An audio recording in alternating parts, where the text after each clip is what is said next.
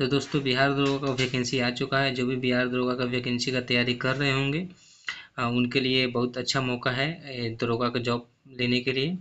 तो क्या क्या पात्रता है हम लोग आगे जानेंगे। इसका ऑनलाइन कब से स्टार्ट हो रहा है, कब इसका ऑनलाइन ख़त्म होगा, क्या क्या जो भी डॉक्यूमेंट लगेगा, सारी चीज़ें हम लोग आगे वीडियो में कवर करेंगे। चलिए वीडियो को स्टार्ट करते हैं। तो यानी ऑनलाइन आवेदन पत्र की प्राप्ति अंतिम तिथि 26/10 है। यानी आपका 26/9 से स्टार्ट हो जाएगा।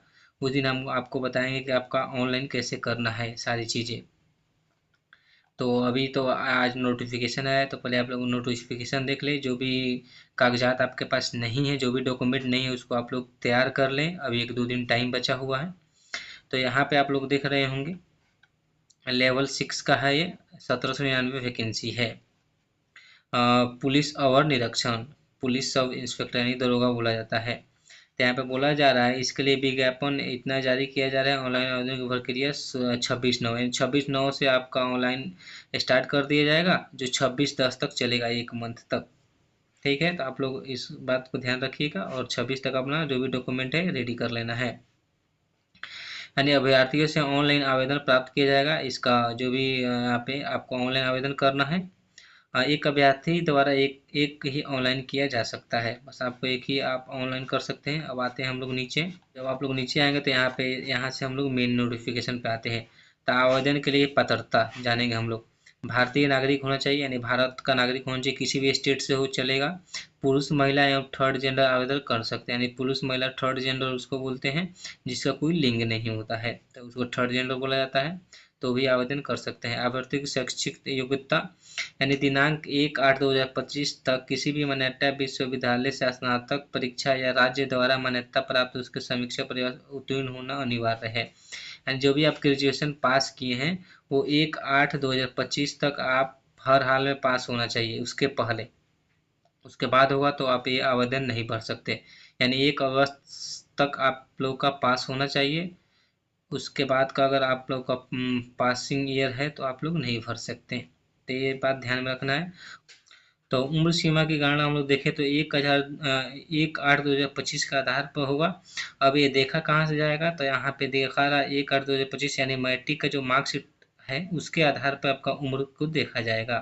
तो ये बात को आप लोग ध्यान में रखेंगे। आगे हम लोग आते हैं।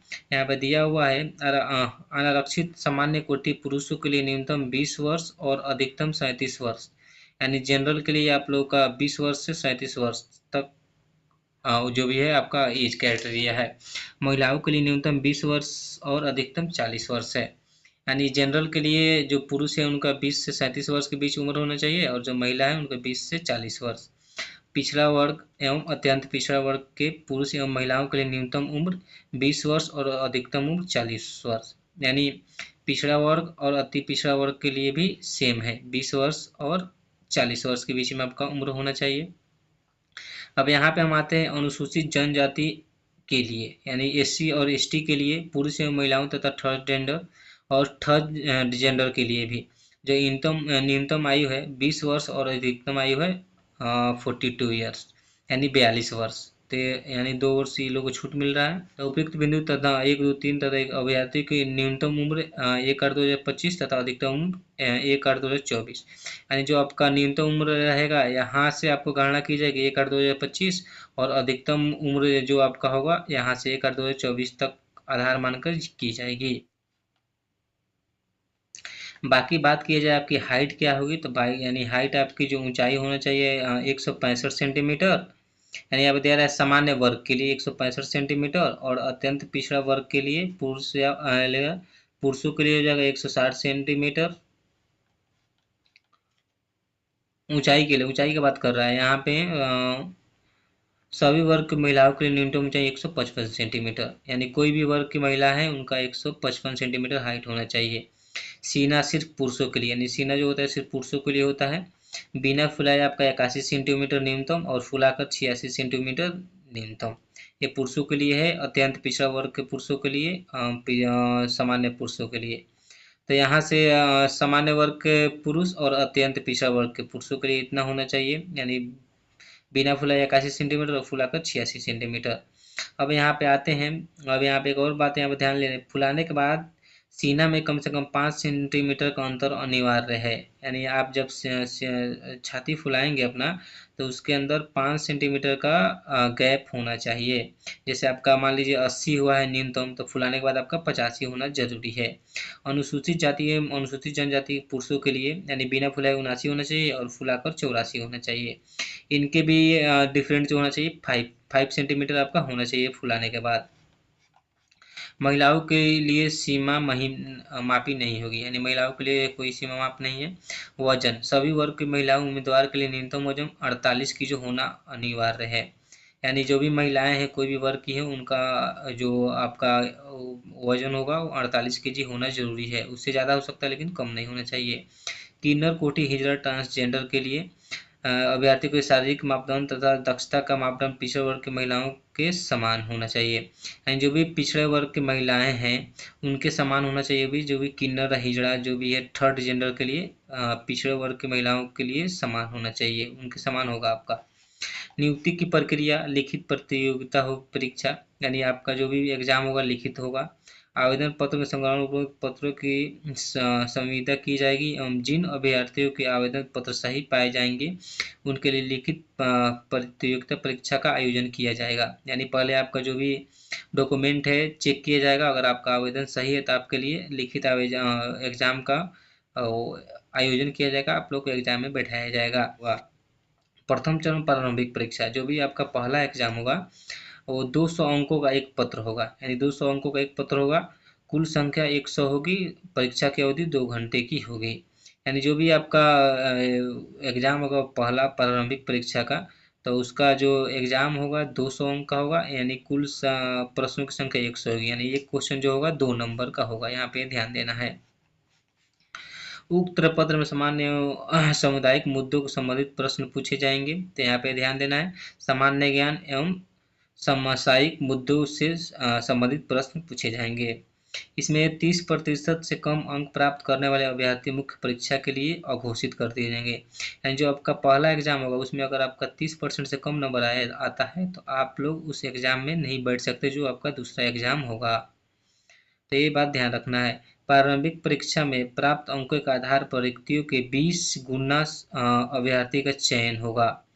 यानी ये बोल रहा है प्राप्त अंकों के आधार पर रिक्तियों के 20 गुना। मान लीजिए आपका 1700 है तो 17 गुने 20 के लीजिए, उतना अभ्यर्थियों को चयन होगा, उतना आपको ले जाया जाएगा। उसके बाद आगे हम लोग पढ़ते हैं आरक्षण कोटिवर किया जाएगा। मुख्य लिखित परीक्षा है तो अर्हता प्राप्त अभ्यर्थी को प्राप्त संख्या में अनुपलब्धता की दशा में उक्त अनुपात रूप में कम किया जाएगा। यानी आपको कोटि के अनुसार लिखित परीक्षा के अनुसार ये सब छांट छूट कर कम कर दिया जाएगा। आगे चलते चलते थोड़ा सा भी आपको डिफरेंट मिलेगा तो छांट दिया जाएगा। विज्ञापन के लिए प्राप्त आवेदनों की संख्या के आधार पर एक से अधिक पालियों में परीक्षा की जा सकती है। यानी एग्जाम जो होगा 1-2 पालियों में हो सकता है, 2-3 पालियों में। बहुस्तरीय बहु प्रश्नवचनीय परीक्षाओं का मूल्यांकन हेतु सामान्य अंकों का प्रति की जाएगी। द्वितीय चरण हम लोग पढ़ लेते हैं। द्वितीय चरण का मुख्य एग्जाम जो होगा प्रारंभिक परीक्षा में सफल अभ्यर्थियों को मुख्य परीक्षा में सम्मिलित होने का अवसर प्रदान किया जाएगा। मुख्य परीक्षा में 2 पत्र होंगे। एंड जो आपका दूसरा एग्जाम होगा वो 2 एग्जाम होगा, आपका 2 पत्र का एग्जाम होगा। प्रथम पत्र 200 अंक का होगा, यानी जो पत्र पहला एग्जाम होगा 200 अंक का होगा, 2 घंटे का होगा। 200 अंक का और 2 घंटे का होगा, जिसमें 100 प्रश्न होंगे एवं न्यूनतम आकरण 30% अंक प्राप्त करना अनिवार्य है। यानी आपको 30% अंक प्राप्त करना अनिवार्य है। जो 200 अंक नंबर का एग्जाम होगा, यानी 30% का मतलब हो गया आपका 60 नंबर लाना जरूरी है 200 में से। और नहीं ला रहे हैं तो आपको अयोग्य घोषित कर दिया जाएगा, अयोग्य यानी आपको बाहर कर दिया जाएगा। और दूसरे पत्र का सामान्य अध्ययन, सामान्य विज्ञान, नागरिक शास्त्र, भारतीय इतिहास, भारतीय भूगोल, गणित एवं मानसिक योग्यता जांच से संबंधित होगा।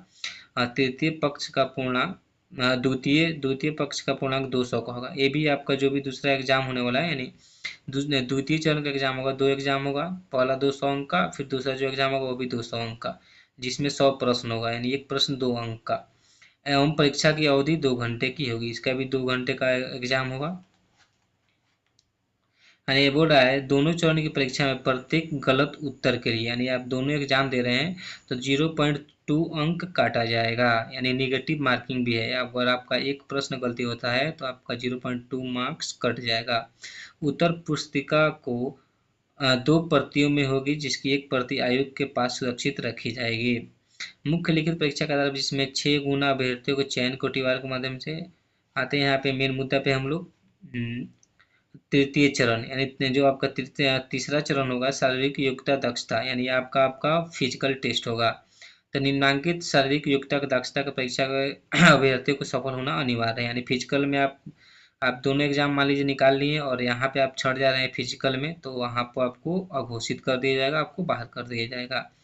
जिसमें तृतीय चरण जो होगा, पहला होगा दौड़। सभी कोटि के पुरुषों के लिए 1 मील यानी 1.6 किलोमीटर की दौड़ के लिए समय सीमा 6 मिनट 30 सेकेंड, अधिक समय लेने वाले अभ्यर्थी असफल घोषित किए जाएंगे। यानी आपका जो तीसरा चरण स्टार्ट होगा उसमें सभी कोटि के पुरुष के लिए आपको 1.6 किलोमीटर दौड़ना है, यानी 1.5 किलोमीटर मोटा मोटी मान लीजिए। तो इसमें आपको 6 मिनट 30 सेकंड में दौड़ जाना है। अगर ज़्यादा समय ले रहे हैं तो आपको बाहर कर दिया जाएगा।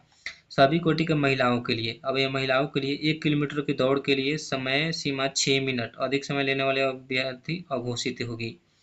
यानी लड़की अगर जो भी महिला हैं उनके लिए आपको 1 किलोमीटर रखा गया है दौड़, जिसमें आपका समय है 6 मिनट। ज़्यादा समय लेंगे तो आपको बाहर कर दिया जाएगा।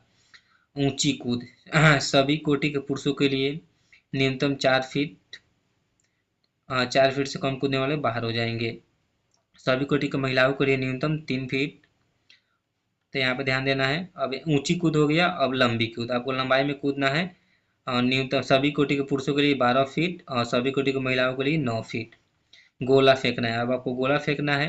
यानी सभी कोटि के पुरुषों के लिए 16 पाउंड का गोला न्यूनतम 16 फीट फेंकना होगा। यानी 16 पाउंड का जो गोला है वो आपको 16 फीट फेंकना है पुरुषों को। और महिलाओं को, सभी कोटि की महिलाओं के लिए 12 पाउंड का गोला न्यूनतम 10 फीट फेंकना है। यानी महिलाओं को 10 पाउंड का गोला 12 पाउंड का गोला 10 फीट फेंकना है। तो यहाँ पे ध्यान देना है। तो यहाँ पे यही सब मेन जानकारी था। अगर आप यहाँ पे जो लास्ट में बता रहे थे, अगर आप इसमें से किसी में भी अगर आप मान लीजिए गोला फेंकने में भी नाकामयाब रहे, यानी गोला नहीं फेंक पाए, तो भी आपको बाहर कर दिया जाएगा। तो ये सभी चीज़ें दिया हुआ है, यानी पहला चरण, दूसरा चरण और तीसरा चरण, तीनों चरण में आपको पास करना जरूरी है। अगर आप किसी एक चरण में फेल होते हैं तो आपको वहीं से अघोषित कर दिया जाएगा। तो यहाँ पे मोटा मोटी हम लोग सब जो भी आपका नोटिफिकेशन दिया था वो हम लोग कवर कर चुके हैं। बाकी आप लोग को पढ़ना है तो आप लोग वीडियो रोक कर पढ़ सकते हैं। यहाँ पे सभी स्क्रॉल हम कर देते हैं, आप लोग वीडियो पढ़ के रोक कर आप पढ़ाई कर सकते हैं कि क्या क्या है नोटिफिकेशन में। अब हम लोग डॉक्यूमेंट का बात कर लेते हैं। तो 10th का मार्कशीट आपको रख लेना है, 12 का मार्कशीट रख लेना है और 12 का सर्टिफिकेट भी रख लेना है। ये दोनों रख लेंगे। 12 का, ग्रेजुएशन का आपको सर्टिफिकेट रख लेना है। बीसी और ईबीसी जो भी हैं, बीसी और ईबीसी उनका एनसीएल लगेगा। तो जिनके पास एनसीएल नहीं हो अपने एनसीएल बनवा ले। बीसी और ईबीसी बस इनके। और एसी एसटी के लिए आपको कास्ट सर्टिफिकेट देना है। एसी और एसटी अपना कास्ट सर्टिफिकेट बनवा ले। और ईडब्ल्यूएस अपना जो भी प्रमाण पत्र होता है वो अपना तैयार रखें। उसके अलावा आपको आधार और मोबाइल नंबर रेडी रखना है। सिग्नेचर फोटो भी आपको रेडी रखना है। अब बाकी चीज़ें हम आपको 26 को फॉर्म ऑनलाइन करके बताएंगे कि आपको फॉर्म को ऑनलाइन कैसे करना है।